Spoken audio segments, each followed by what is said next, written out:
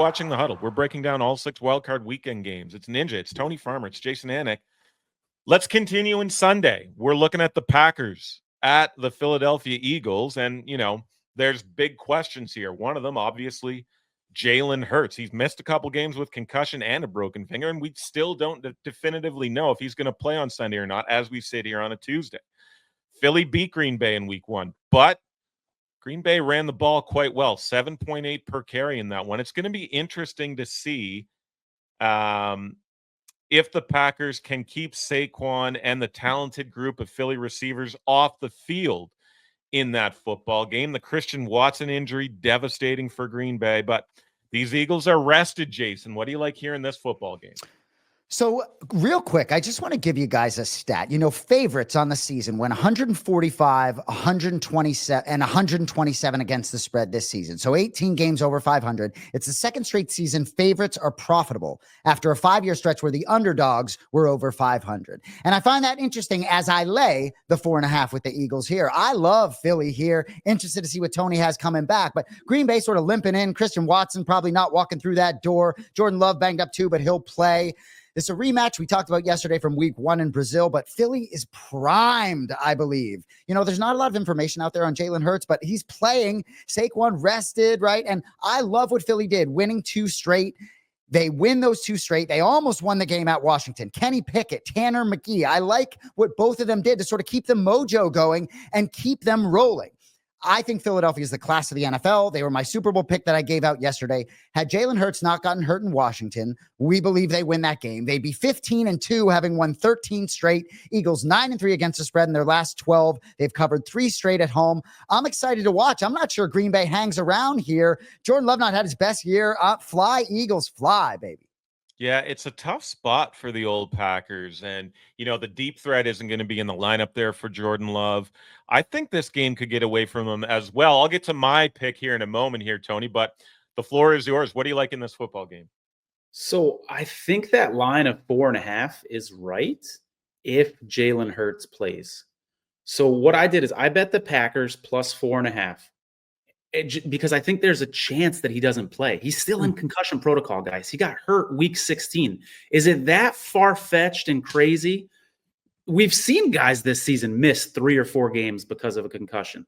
So if he's out, if we learn Friday or Saturday that he's out, that line's going to come crashing down.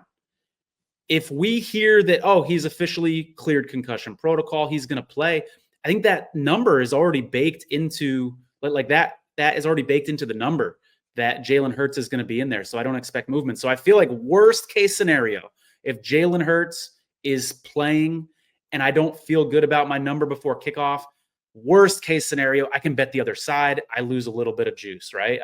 That's the biggest risk that I take, right? Or maybe I can get off it with a live betting scenario. There's a bunch of ways that I can get off my number in this situation. Best case scenario, this line comes crashing down, and I'm loving the fact that I've got Packers plus 4.5 in a game without Jalen Hurts. So I feel like the risk for maybe losing a little bit of vig before kickoff is nothing compared to the potential reward here of getting a really nice number. So that's kind of the way I'm playing it. I'm on Packers plus 4.5. It's not because I have a ton of conviction in the Packers. I just think strategically it's the best way to play it. If Jalen Hurts doesn't go, do you give Philly any chance in this game with, whomever gets the keys to the offense under center?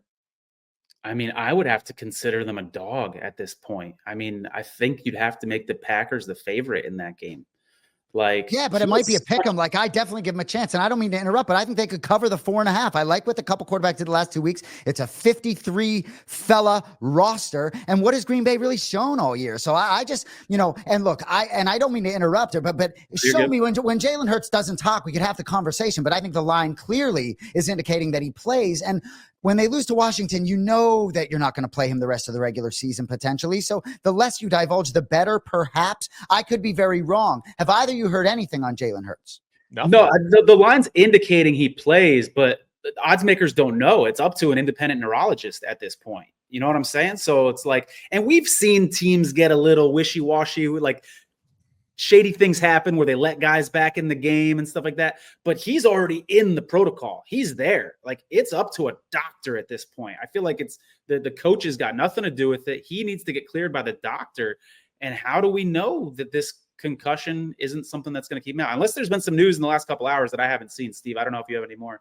No, there's no news. Just want to clarify. There's no updates when someone's in concussion protocol. Like, they don't tell you what part of the protocol they're in. They're not going to say, hey, he was lifting weights, next is on field, next is light throwing. Like, there's absolutely zero updates. So it's either he's in or he's not, but we won't know until he clears or he doesn't. So.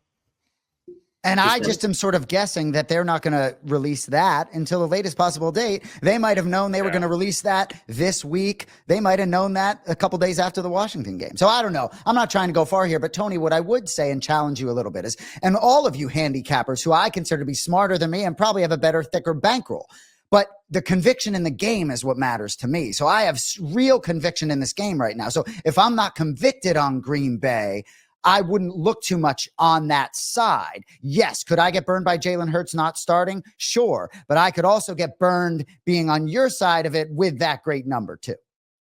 Yeah, I hear what you're saying. I think just if you're on the Eagles side, you might as well wait because the number could come down. You know what I mean? And if it doesn't, I don't see it going the other way. I don't think it's going to go up. So. And no Jair Alexander in the Packers secondary as well, which is another feather in the cap of anybody that's going to back the Eagles. My anytime touchdown bet here is going to be Tucker Kraft for Green Bay. Anywhere from plus 270 to plus 240 you can find. No Christian Watson and his 21.4 yards per catch this weekend. So Jordan Love doesn't have that deep threat. So it could be a sort of death by 1,000 paper cuts approach on offense for Green Bay. Steady diet of Jacobs, perhaps, and the sure hands of Kraft. In fact, I'd even say that Kraft needs to be a bigger piece of the offense. He's a yak monster, this guy. So I think they might lean on him a little bit. And any receiver for the Pack in this game has good value in anytime touchdown markets. I know that Philly defense is very good. Those corners, elite. Kraft, Reed, Dobbs, Wicks. So if you plan on going that route with the Packers, there's some solid options there, but I'll go with Tucker Kraft, even against a Philly defense that does a pretty solid job against opponent tight ends.